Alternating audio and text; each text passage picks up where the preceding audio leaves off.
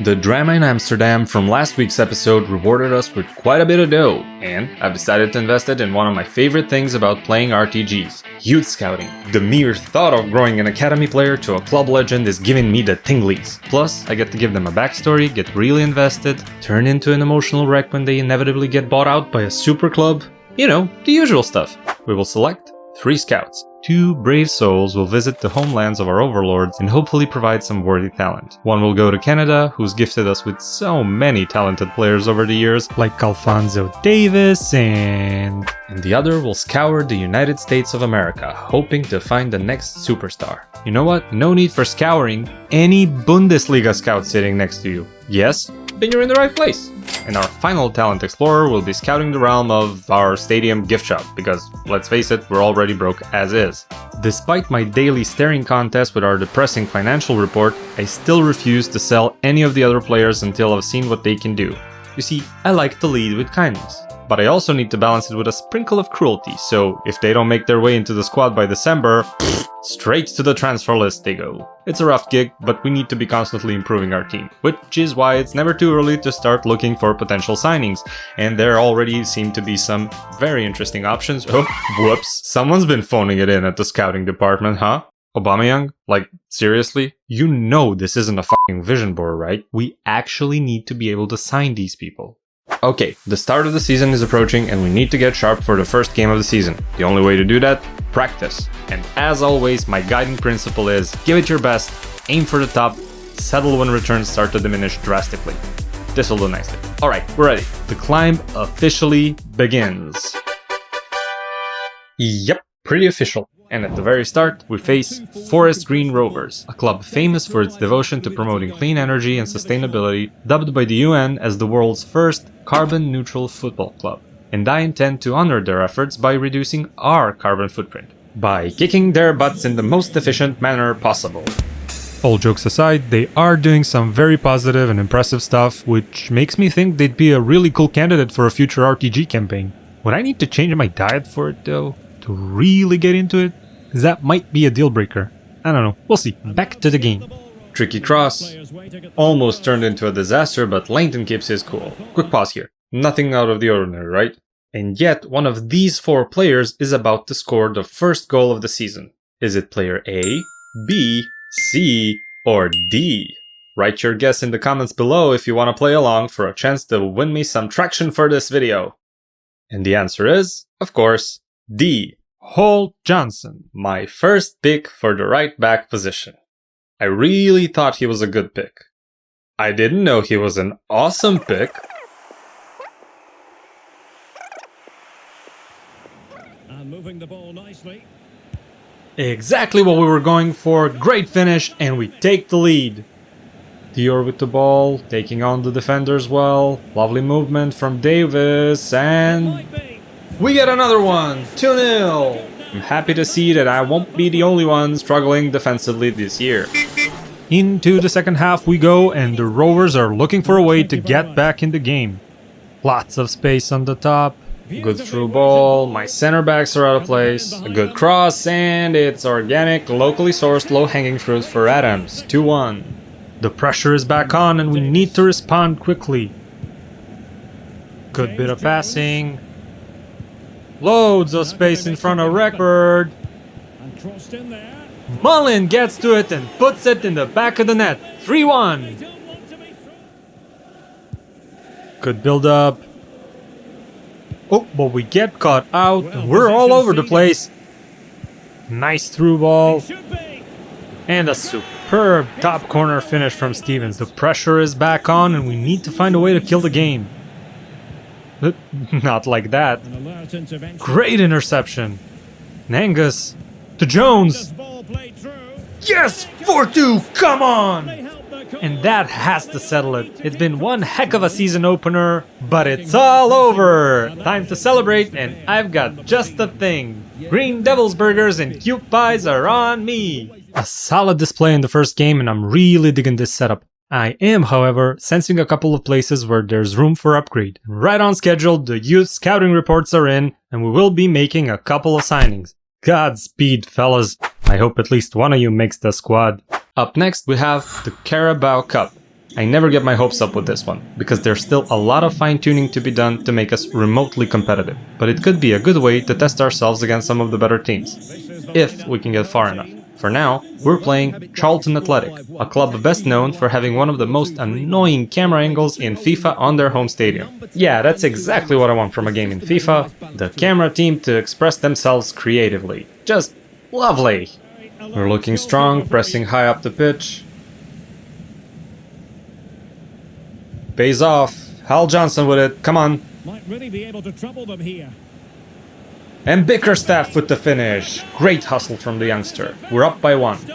On the prowl for our second, and we get a penalty. Not sure I should be excited though, because I'm just god-awful at taking these. And that's a close one. The keeper looked like he's gonna save it, but decided against it at the last minute. Probably to keep low expectations. We're also looking a lot better defensively. No shot at goal so far. Oh, spoke too soon. Leighton saves it. Great save. Slowing the tempo in the second half and building patiently from the back. Good passing. It's slow. Oh, so slow. But it's effective. Mullen scores it. Awesome finish. Great team goal, and we're up by 3. Charlton pressing on the other end, and another penalty. Wow. That's how you take them, and they put one back. They're throwing everything they have at us. They are desperate to get back in it, which leaves lots of room at the back. Awesome run by Bickerstaff. And it's rewarded! 4-1! Another great team performance, not the least tarnished by my ridiculous set-piece defending right at the end. We're through to the next round. Next up is Salford City, a team after their own road to glory, currently being rebuilt by a group of former Man United players better known as Class of '92. Celebrity owners on both sides, we're in for a spectacle. The good people at Salford City are also producing a docuseries, which is why fans are tripping over cameras and equipment. Can we rise to the occasion under all this unnecessary spotlight? I keep insisting on building from the back because even though it takes a lot of patience and can sometimes be quite risky, it can also be very rewarding, especially if your opponent is set up very high defensively. Lovely move from Mullen to create the space. Angus with a good pass. Mullen driving into the box. Oh! Davis gets it! What a goal! A beautiful back heel from Mullen to set it up, and Davis brings it home with a powerful strike.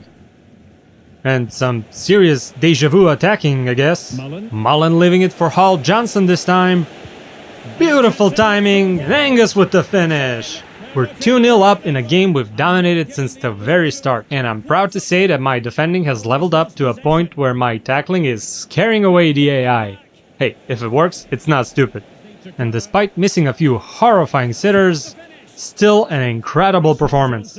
Salford City though, not so much. Let's just say that if their camera crew lost the footage, it wouldn't be the worst thing in the world. What? You can always blame it on technical issues, right? People would buy that. On to our next opponents, Hartlepool United. Now this is one of the newly promoted teams, so I just had to look them up. And everything I read so far has seemed very surreal. Their town mascot became the mayor at one point. They have a star-studded fan base. But get this, their supporters have this fancy dress tradition where they dress up as stormtroopers or penguins or Smurfs. You gotta love League 2 football. I mean, this sounds like an absolute blast. On the pitch though, they proved to be a tough nut to crack. They open up the scoring after a good build-up, a super high cross, and wham! Luckily, we brought one back after a good link-up between Mullen and Angus. The second half was really back and forth, and we tried our best to nick the win at the end, but it wasn't meant to be. Our first official stalemate of the campaign. Good luck, you wonderful weirdos! We're getting ready for our next big game, and I'm gonna have to mix it up a little bit. No disrespect to Scunny, but we do have Norwich City waiting for us in the Carabao Cup, so we have to be able to go at them with everything we got. Also, we have a bunch of players desperate to prove themselves, and it really showed. Shooting from everywhere, very aggressive, good display, and we get the reward. Jarvis with the toe poke over the keeper, 1-0. We're at it again, and Angus steamrolls the defender here, and it's an easy finish, 2-0. Angus has been amazing all season. Oh, it looks like he's been taking up gymnastics could be the reason why. Oh, and it looks like it's catching on. Jarvis seems to have been hitting the floor as well. 3-0. Amazing performances all around, and let's see if we can squeeze out a few more goals. Lovely ball for Mr. Hyde, and we're up by 4. Unlucky for Scunthorpe, everything seems to be turning our way, and Mr. Hyde gets his second. What a strike! 5-0, and look at Hyde. You know what? I can't keep coming up with bullshit excuses for these celebrations. I'm literally just pressing buttons every time, no clue what I'm doing. So, yeah. A nice clean win as we prepare for our biggest match yet against a Premier League team. Now, I've put a lot of preparation into the game, my star players seem to be rested, a little pre-match Tai Chi to find my center, and then this happened. I'm Derek Ray in the commentary position. I messed up the recording settings, and all I was able to save here is game audio. There's just no nice way of putting it, I've bottled it completely. To make it up to you, I've prepared some footage to best describe what the game looked and felt like. Enjoy. Teemu Pukki. Can he finish this? Oh, a finish! No wonder he's threading it forward. Thwarted by the... And a goal it is to put them in front again! This could finish it!